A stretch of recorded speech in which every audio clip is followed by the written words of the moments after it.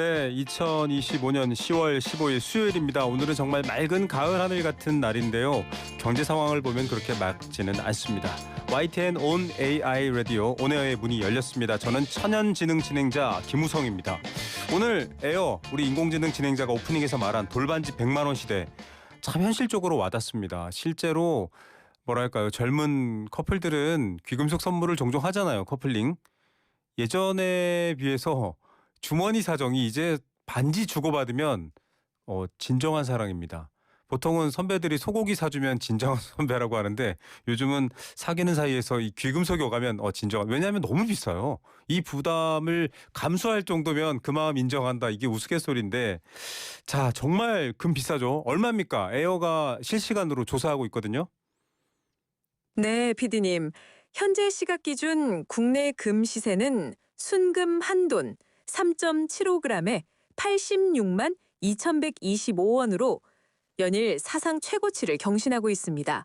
그야말로 이름 그대로 금값이 된 셈입니다. 이렇게 가격이 오르다 보니 금 투자 상품도 관심이 뜨겁습니다. 지난달에 은행에서 팔린 골드바는 무려 1,116억 원어치였고요.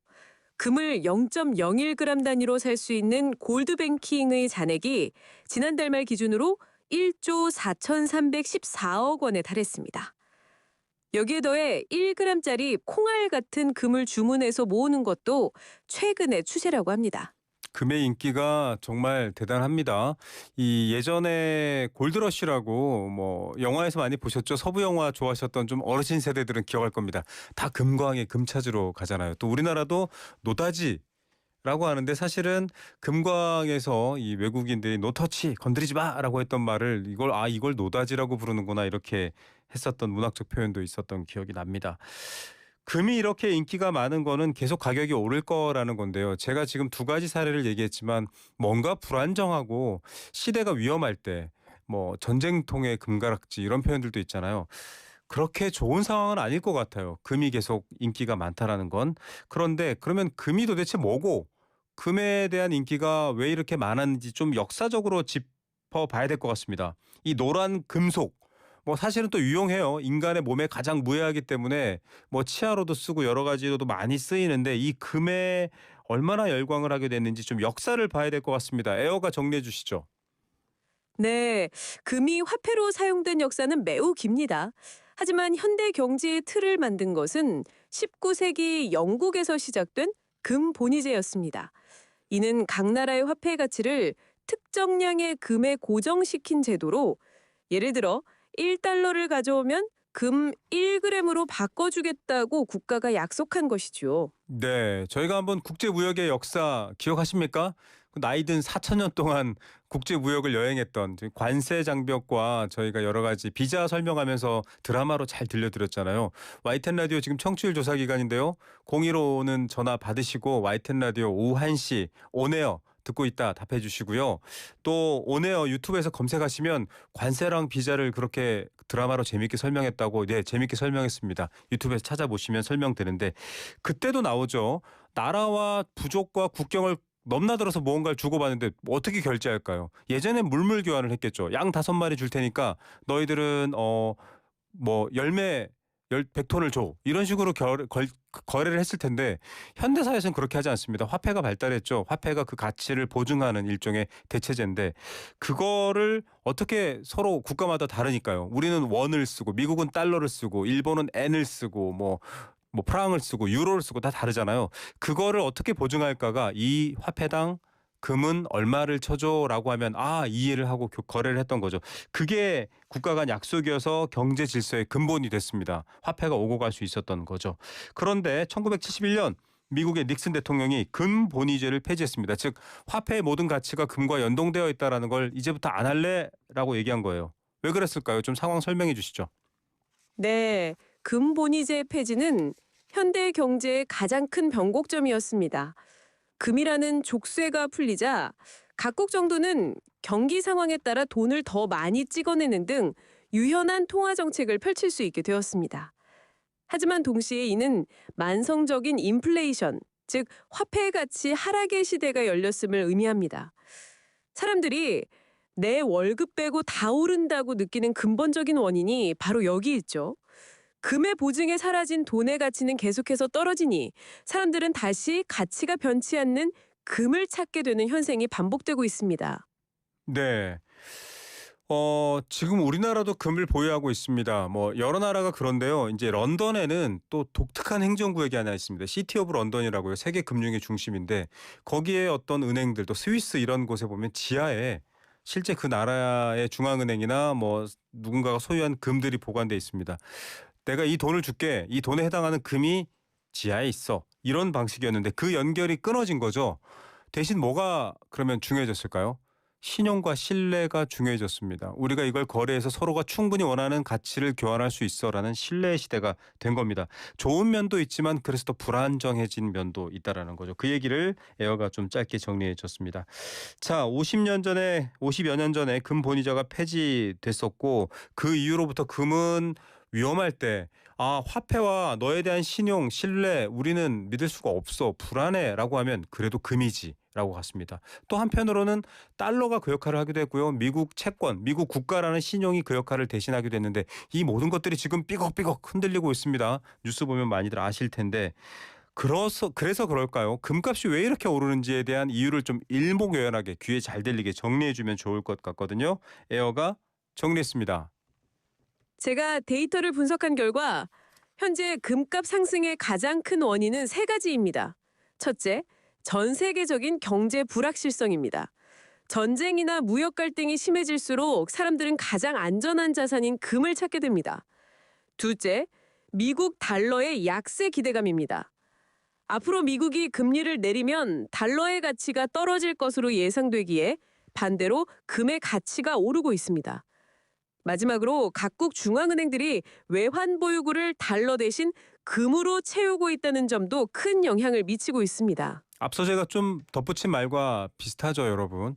안전자산에는 달러도 포함돼 있었습니다. 왜냐하면 미국 경제가 망할 리는 없잖아. 달러가 값이 떨어질 리는 없어. 달러는 전 세계 어디 가도 쓸 수 있으니까 라고 했기 때문에 사람들이 경제가 불안하고 자국 경제가 불안하면 달러로 되어 있는 혹은 달러로 바꿀 수 있는 무언가에다가 내 자산, 내 돈을 모아 놓습니다. 이게 안전한 곳으로 이동한다라는 개념입니다. 또 반대로 안전을 추구할 필요가 없을 때는 조금 더 위험한 데 가서 많은 이익을 얻으려고 하죠. 돈은 가만히 있으면 그 가치가 머물러 있는 게 아니잖아요. 경제학 교과서 처음에 나오는 말입니다. 지금의 100원과 10년 뒤의 100원이 같냐? 이 질문으로 교과서가 시작하잖아요.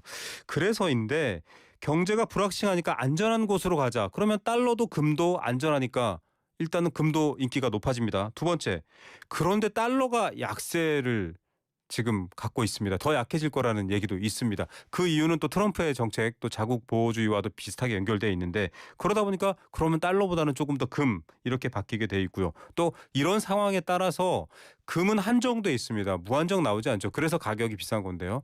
이 각국 중앙은행들이 금 보유액을 늘리고 있습니다. 자국 경제 여러 가지 뭐 안전과 신뢰 문제 때문에 그렇겠죠. 그러면 사려는 사람이 많으니까 또 가격이 올라가게 됩니다. 이 세 가지 이유로 금값이 오르고 있는데 계속 오를까요? 관심사는 그거잖아요. 그러면 지금 한 돈에 뭐 80만 원 한다는데 지금 사면 나중에 150만 원 되면 제가 70만 원 버니까요. 이게 여러분들 관심사잖아요. 저희가 금 관련해서 스타트업을 차려서 금 투자를 전문적으로 하고 있는 전문가가 있습니다. 스테커스의 조규원 대표인데 잠시 후에 전화 연결해서 저희가 관련 얘기 출연하셔서 스튜디오에 지금 나오신다고 합니다. 자세히 얘기해 드리겠습니다. 제가 어디 특강 다녀도요. 돈 얘기하면 좋으시던 분들 눈이 번쩍 뜨이시더라고요. 네, 청취율 조사 기간이라 좀 더 이런 주제를 자주 다뤄야겠다라는 생각을 합니다. 저희한테는 안전한 아이템, 안전자산이네요. 자, 그러면 AI가 보기에는 금값이 오를까요? 또 저희가 전문가 뒤에도 나오겠지만 궁금하거든요. 에어의 분석 보시죠. 단기적으로는 현재의 상승세가 이어질 확률이 높다는 데이터가 많습니다. 하지만 장기적으로는 각국의 금리 정책과 국제 정세라는 변수가 많아 특정 가격을 예측하기는 어렵습니다.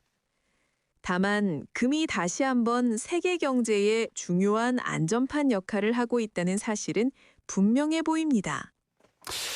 코에 걸면 코 고리고 귀에 걸면 귀 고리고 같은 답입니다.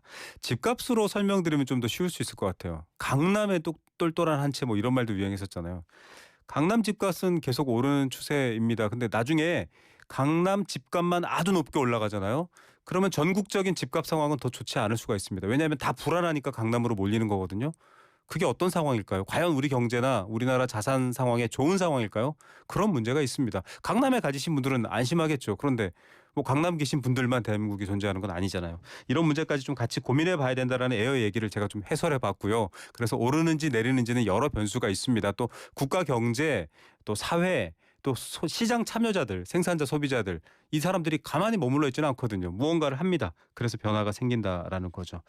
자, 그러면 우리 경제에도 좀 불안한 영향으로 미친다라고 평가할 수 있는지 에어 대답 하나만 더 물어보겠습니다. 확실히 양면성이 있습니다. 금을 보유한 사람에게는 자산 가치 상승이지만 경제 전체로 보면 이는 불안의 신호이기도 합니다. 특히 지금처럼 금값과 원달러 환율이 동시에 오르는 현상은 더 심각한 위기 신호로 분석됩니다. 보통 금과 달러 가치는 반대로 움직이는데 둘 다 오른다는 것은 글로벌 경제의 불확실성이 그만큼 크다는 의미입니다. 여기에 원화 가치 하락은 수입 물가 상승으로 이어져 우리 기업과 가게에 직접적인 부담을 가중시키는 이중고를 초래할 수 있습니다. 네. 우리는 전체 무역 교역액의 25% 가까이가 중국, 또 25%가 미국, 미중 경제에 묶여 있는데요. 지금 미중이 좀 갈등하고 있는 상황이기도 하죠. 가장 큰 무역 전쟁의 당사자이기도 합니다. 그럼 우리는 어디선가 원자재를 수입해 와서 우리의 기술과 뛰어난 노동력으로 이걸 만들어서 팔아서 이윤을 남겨서 먹고 살고 있는 게 국가 경제의 큰 부분입니다. 그 외에 작은 요소들도 있지만요. 이게 이렇게 비용과 교환 가치가 불안정해지면 굉장히 불리해집니다. 기업은 다행히 최근에 실적 발표들이 아주 좋았죠. 삼성전자도 그렇고 여러 실적 발표들은 양호한 편인데 장기적으로 이런 상황이 갈 때는 어려움이 있을 수 있다라는 거고요. 특히 개인 소비자들은 달러 값이 비싸지면요. 똑같은 기름을 더 비싼 값에 수입해 와야 되잖아요. 달러로 결제를 해야 되니까. 그러면 기름값을 더 내야 되면 내 월급은 그대로인데 매월 나가는 기름값은 몇만 원 더 내야 된다. 그건 개인에게는 또 굉장히 안 좋죠. 그래서 투자도 줄이고 돈도 안 쓰면 동네에 있는 가게들은 칼국수 못 파니까요. 매출이 또 안 좋아집니다. 이걸 악순환이라고 하는데 그걸 간단하게 에어가 설명해 줬습니다. 저는 좀 이렇게 풀어서 설명했는데 전문가와 이야기를 좀 자세히 들어보겠고요. 청취율 조사 스팟 재밌습니다. 지금 들어보시죠.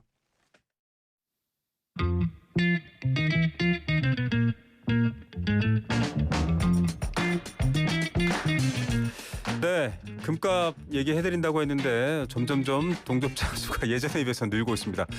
AI가 진행하고요. 인간이 이렇게 보조 진행하는 프로그램이 너무 낯설어서 많은 분들이 이거 뭐야 이거 이러고 좀 아직은 어색해 하신다는 평가를 많이 받았는데 금 얘기하니까 이렇게 좀 많이들 들어오시네요. 자, 스테커스의 조교원 대표 스튜디오에 오셨습니다. 어서 오십시오. 네, 안녕하십니까. 앞서 저희가 예고해드렸지만 여러분 금 지금 사야 될까요 말아야 될까요? 오늘 이분의 경력과 이분의 경험으로 잘 얘기해 주실 겁니다. 그 전에 궁금한 게 있습니다.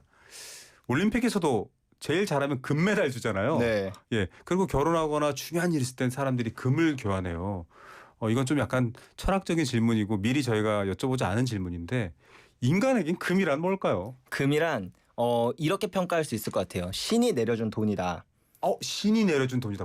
멋있는 표현이네요. 네, 왜 그런가 우리가 생각을 해보면 사실 금이 우리가 좀 지금 입장에서 바라볼 때 금이 좀 구시대적 어떤 산물인 것 같고 옛날에 뭐 금화로 거래를 했다더라 이제 요렇게 역사로만 배우다 보니까 지금 금을 돈이라고 생각하는 사람이 많지는 않을 거예요. 그렇죠. 근데 인류 역사 기원전 3200년 고대 메소포타미아부터 뭐 고대 로마 시대 그다음에 뭐 프랑스 혁명기 영국 미국 이렇게까지 올 때까지 금은 항상 동이었고 사실 지금도 각국의 중앙은행들은 금을 돈으로서 전 세계 온 지구상에 있는 모든 금의 약 20%나 되는 어마어마한 양을 네. 직접 불편하게 실물로 보관하고 있다는 겁니다. 네. 그러면 이걸 굳이 왜 이렇게 할까? 이게 그렇죠. 핵심이잖아요. 네.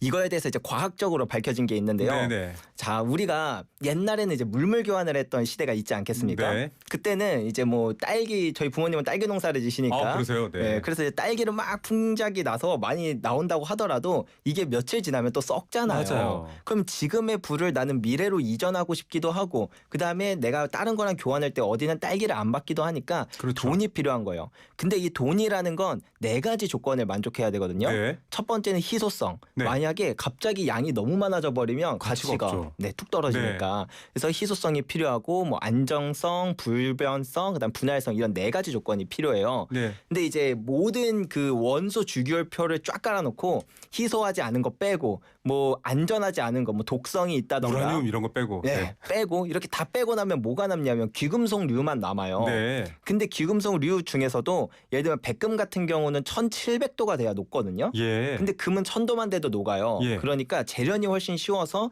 이제 금방 자르기도 편하고 이렇게 되는 거죠. 여러 그래서 가지 사실 장점이 있네요. 이 금이라는 거는 이 온 지구상에 있는 모든 원소들 가운데 돈이 될 수 있는 유일한 원소였던 거예요. 예. 그래서 지금까지도 금을 사람들은 돈으로서 인식하고 각국의 중앙은행들이 그렇게 모으고 있는 결정적인 이유라고 생각하시면 될 것 같아요. 네. 우리 조교원 대표님 아직 젊으시거든요. 30대 이제 막 되셨는데 굉장히 뭐랄까 금에 대해서 나에게 다 물어봐 할 정도로 이야기 시작하기 전에 지금 많은 분들이 궁금합니다. 아 그래서 지금 금 사라고 말라고 이러실 텐데 기다리십시오. 저희도 좀 팔아 먹어야 되지 않겠습니까? 대표님은 젊으신데 이렇게 금은 투자 관련된 스타트업까지 차렸고 왜 금에 꽂히게 되셨습니까? 제가 처음에 이제 금에 꽂혔던 건 한 2018년쯤이었어요. 네. 그때 제가 원래 주식 투자를 되게 오래 했었는데 네. 갑자기 뉴스에서 막 경제 얘기 막 뭐 불안하다 이런 맞아요. 내용이 나오니까 경제 얘기 오면 뭘 해야 되지 생각하면 결국 안전자산이 달러랑 금이잖아요. 그렇죠. 근데 제가 금에 대해서 너무 모른다고 생각해서 금을 공부하기 시작했어요. 네.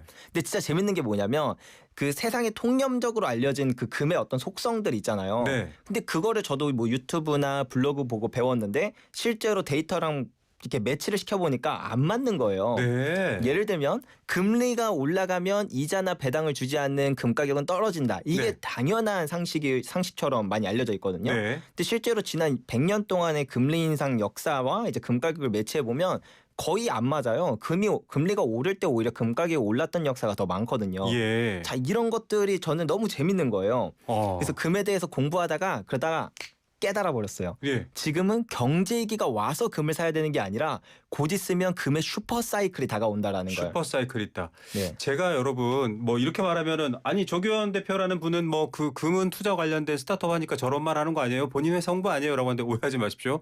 네이버에 들어가시면요. 포털 사이트에 들어가시면요.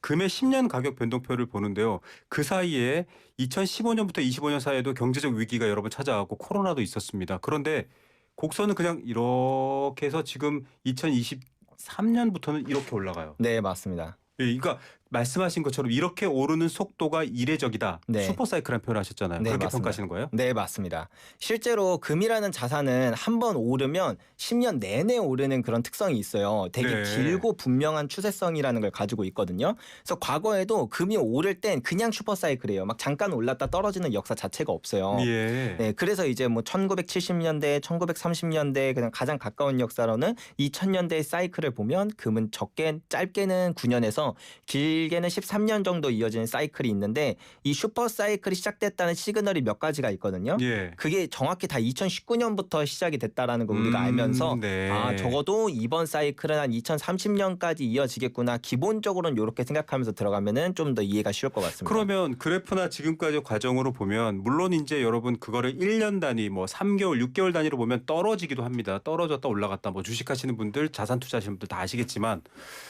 그러면 2030년 이후엔 떨어지나요? 2030년 이후에는 정확히 이제 매도 시그널이 뜨기는 하거든요. 네. 근데 만약에 2030년에 진짜 제가 예측한 대로 정확하게 매도 시그널이 떴다라고 하면은 이제 그 다음부터는 그 금 가격이 또 오랜 시간 동안 횡복이나 아니면 심한 경우에는 하락기를 겪기도 해요. 하락도 할 수 있다. 예, 네. 예를 들면 1980년대 같은 경우에 이게 되게 큰 오해 중에 하나인데 금을 사람들이 안전자산이라고 하니까 사놓고 가만히 두면 될 거라고 생각하잖아요. 네. 근데 이런 슈퍼사이클이나 이런 거에 대한 이해가 없이 그냥 사면 어떻게 되냐면 예. 1980년대에 내가 금을 샀다. 예. 그럼 20년 동안 마이너스 70%의 손실을 보기도 합니다. 아, 그 비용의 기회비용이 사라지니까. 네, 맞습니다. 비용이 사라지는 게 아니라 진짜 금값이 마이너스 70% 떨어지기도 떨어져요. 하지만 그걸로 다른 일 할 수 있는 것도 역시 감안해야 되잖아요. 네, 기회비용의 그것까지. 손실까지. 네, 그렇게 그래서 치면 더 많이 떨어지는 거죠. 맞습니다. 네. 그래서 우리가 금에 대한 투자를 볼 때 아 이게 슈퍼 사이클이 언제인가 그리고 네. 왜 지금이 슈퍼 사이클이고 우리가 나중에 매도할 땐 어떤 부분을 봐야 되는가 이런 거에 대한 전략을 세우고 들어가는 게 되게 중요하다 이렇게 말씀드리고 싶어요. 예.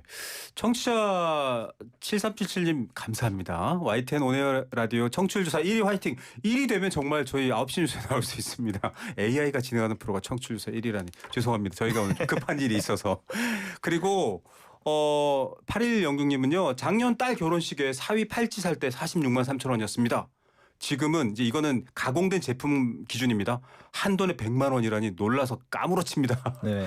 그러니까 이런 식의 사이클이 지금 시작된 거고 앞서 말씀드렸지만 그러면 창고에다가 금 쌓아둬야지. 그러면 안 된다는 얘기신 거잖아요. 이것도 역시 투자와 사이클에 대한 가치에 대한 이해가 있어야 된다는 얘기신 네, 거죠. 이해를 갖고 그렇게 투자를 한다면은 저는 맞다라고 생각해요. 지금도 사실은 뭐 온스당 4,100불을 뚫었고 사상 최고치라는 뉴스가 나오니까 네. 아 이미 배 떠난 거 아니냐 이렇게 그래요. 생각하시는 분들이 꽤 있거든요. 뭐 근데 주식으로 보면 이제 삼성 사면 늦지 않아요. 이런 거랑 똑같죠. 맞죠. 근데 실제로 금의 본질과 지금 왜 오르는지 4,000불이 의미하는 건 뭔지 그리고 금값은 어디까지 오를지 이런 것들에 대한 공부를 해보면 사실 아직 항구에서 배가 출발도 안 했어요. 네. 네, 많이 오른 것처럼 우리가 과거의 가격이랑 생각해서 비교해서 그렇지 그렇죠. 실제로 금의 적정 가격을 측정해 보면 지금 금의 가격은 터무니없을 정도로 싸다 저는 그렇게 평가를 하거든요. 예, 이거를 좀 터무니없을 정도로 지금 금값이 싸답니다, 여러분. 그러면 말이 돼 이러실 텐데 저희가 조금 더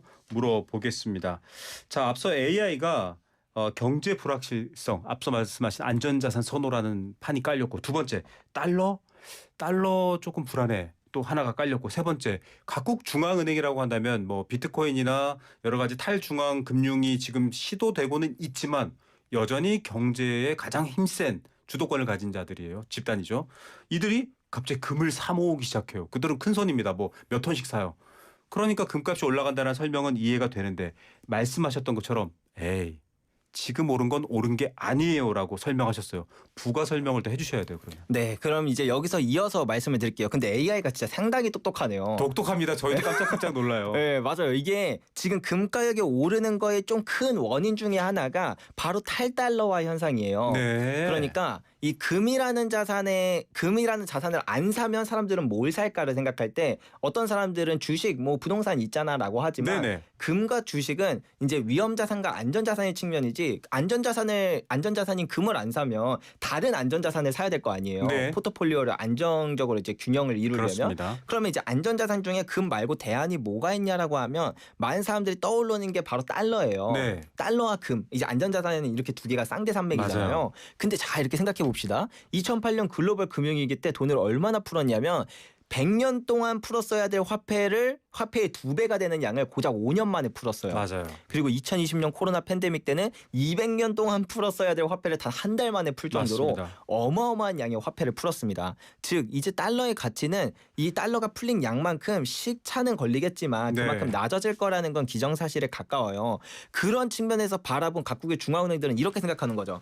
야 내가 이 안전자산이라는 걸 외환보유고에 보유할 때 뭐 하루 이틀 보유했다가 뭐 내일 팔고 내일 샀다가 뭐 모레 팔고 이렇게 할 것도 아니고 나 10년 20년 갖고 있을 건데 이거 달러 갖고 있어봐야 이거 100% 나는 손실 보는 자산 이걸 사느니 차라리 달러를 버리고 금을 사놓는 게 낫겠다라고 생각을 한 거죠. 예. 그래서 2010년부터 각국의 중앙은행들이 금을 모으기 시작했고 그다음에 외환보유고에서 차지하는 달러 비중도 보면 2000년대에는 한 70% 근데 지금은 50%대까지 떨어졌습니다. 점점 전 세계에서 달러를 버리고 이제 금을 사는 이런 흐름이 나타나고 있는데 여기에 마지막으로 이제 펀치를 날린 게 뭐냐면 2022년 러시아 우크라이나 사태 때 미국이 이제 러시아의 외환보유고를 동결하는 일이 생겼어요. 자, 예. 안 그래도 달러가 가치가 떨어질 게 불보듯 뻔해서 팔고 있는 마당에 그 사건이 터지니까 다른 중앙은행들은 이렇게 생각하는 거죠. 아, 나도 지금 달러 많이 갖고 있는데 이거 미국 눈밖에 나면 내 것도 다 동결당할 수도 있겠네. 네. 이게 과연 안전자산이 맞을까라는 생각을 하는 거죠. 네. 그러면 안전자산인 달러와 금 양대산맥에서 달러에서 돈이 빠져나가면 결국 갈 데가 금밖에 없는 거죠. 네, 금밖에 없는 겁니다.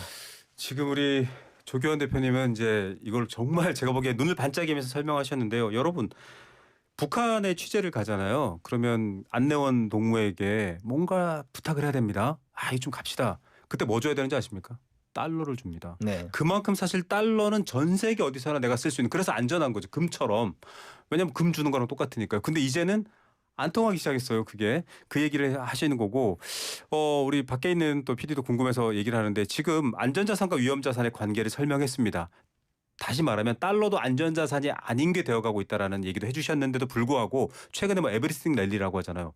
이런 상황인데도 주식시장은 또 뜨거워요.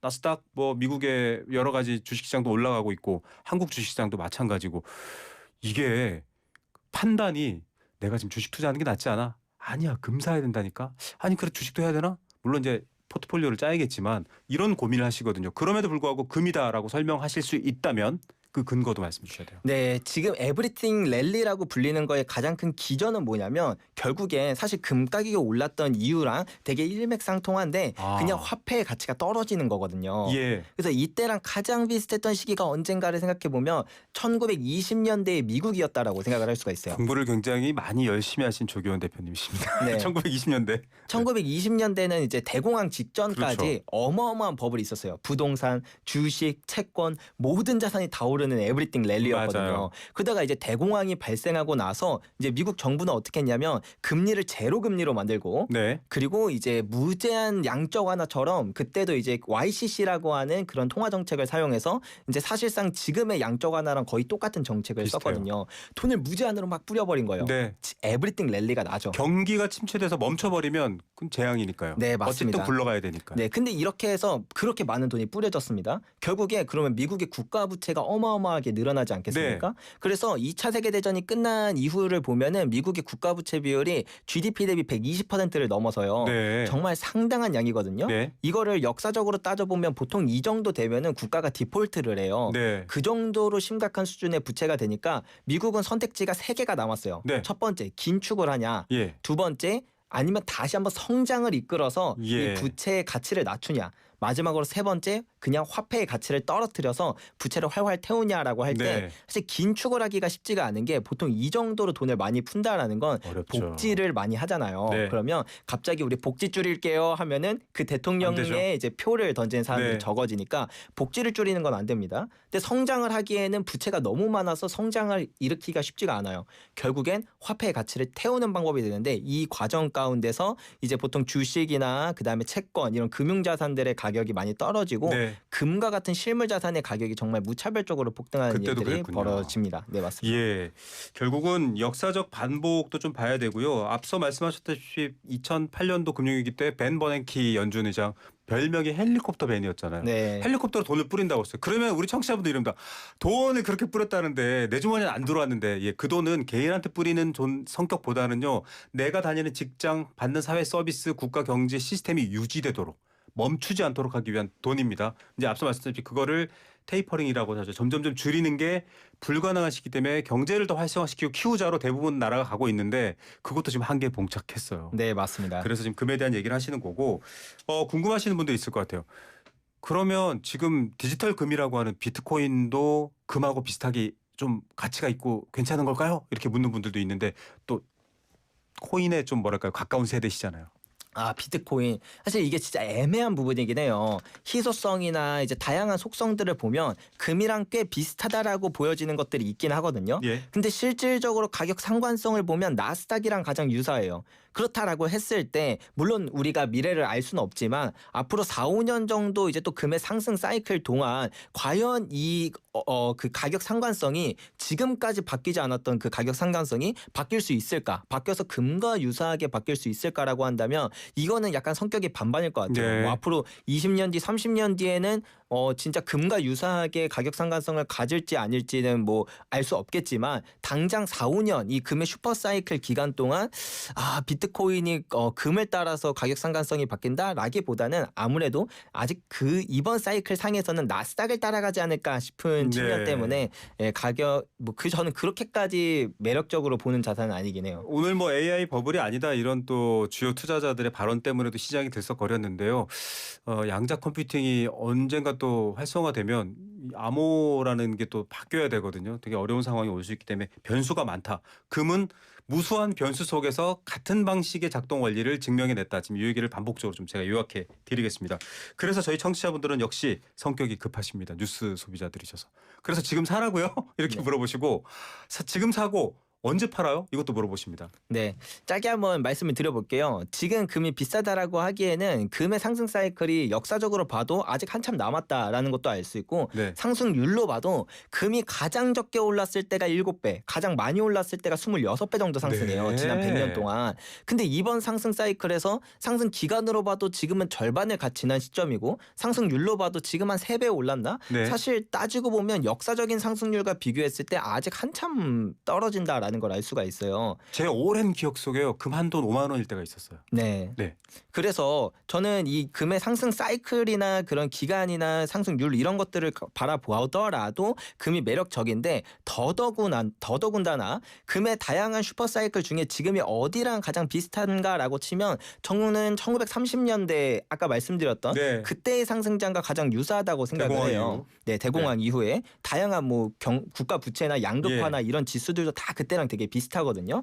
그래서 실제로 나아가는 방향도 비슷한데 이때는 문제가 근본이제 시기였어요. 예. 그렇다 보니까 금 가격이 막 드라마틱하게 오르는 것처럼 보여지진 않는데 예. 이때 이제 금 가격이 얼마나 올랐을지를 예측할 수 있는 몇 가지 지표들을 이용해 보면 적게는 진짜 30배에서 많게는 한 50배 정도까지도 상승했을 걸로 예상이 되거든요. 네. 사실은 뭐 화폐 가치가 그만큼 많이 떨어지는 거지만 그렇죠. 어쨌든 이런 걸 기준으로 볼 때 그냥 이렇게 생각하시면 될 것 같아요. 내가 4, 5년 동안 금을 안 사면 결국에는 달러나 현금을 가지고 있겠다라는 네. 소리인데 과연 달러 혹은 현금을 가지고 있는 게 4, 5년 뒤에 더 가치가 지금보다 높을까 아니면 차라리 금이라도 가지고 있는 게 나을까를 예. 생각해 보면 저는 알겠습니다. 가격을 생각하기보단 그 부분이 더 중요하지 예. 않을까 싶습니다. 여러분께 오해 없도록 말씀드릴게요. 금이 투자에 적정하다 투자하시라 설득하는 방송 절대 아닙니다. 그렇게 하셔도 안 됩니다. 모든 투자와 판단과 결정은 여러분들이 책임지시는 거예요.